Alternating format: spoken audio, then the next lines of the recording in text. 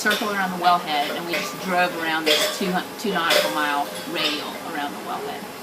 And we sampled about every 500 meters or so until the batteries ran out. And that was about 6.5 hours later.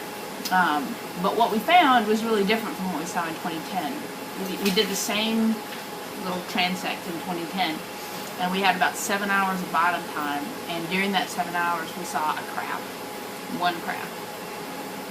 And the seafloor was flat, there were no infauna, usually you look out the window, you see visible worms and amphipods and shrimp and things, all kinds of critters crawling around the bottom. There was just nothing in 2010, nothing. This time it was really different. There were a lot of, we saw fish, we saw eels, we saw vampire squid, which was crazy. I've never seen one of those before. That was actually one of the coolest things that I saw. We saw lots of fish, we saw lots of crabs, we saw an enormous amount of bioturbation. So there are a lot of organisms that are just digging pits and holes. So the topography had totally changed.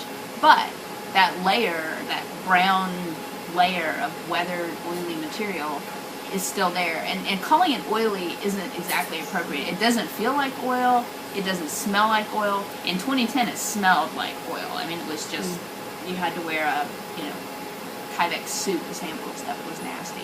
It doesn't smell like oil anymore, but it has the same sort of generic texture. It's just this, it's very different from the underlying sediment, and there's a discrete horizon where this material sits and then the sediment, is underneath it. So this is clearly something that was deposited on top of the sediment that was there to begin with. We've sampled this site about 10 times since 2010, September 2010, and it hasn't changed in terms of what the sediments look like.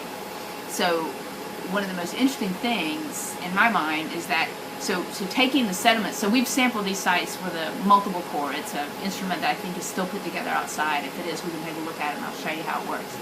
But we've taken these samples remotely by tossing the system over the side, collecting cores. And the cores look exactly the same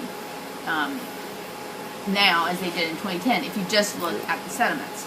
But if you go down there in a submersible and you look around, it's completely different. So the conclusions that I would have made based on just looking at a sediment core that we retrieved remotely without seeing the bottom are totally different from the conclusions I would make seeing the bottom in a submersible.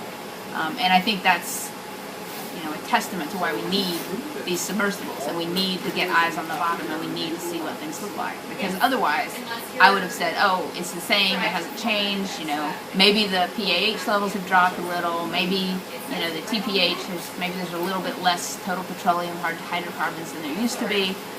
But I was going out there prepared to see nothing on the bottom, and there was a lot on the bottom, so that's really good. Now, what I don't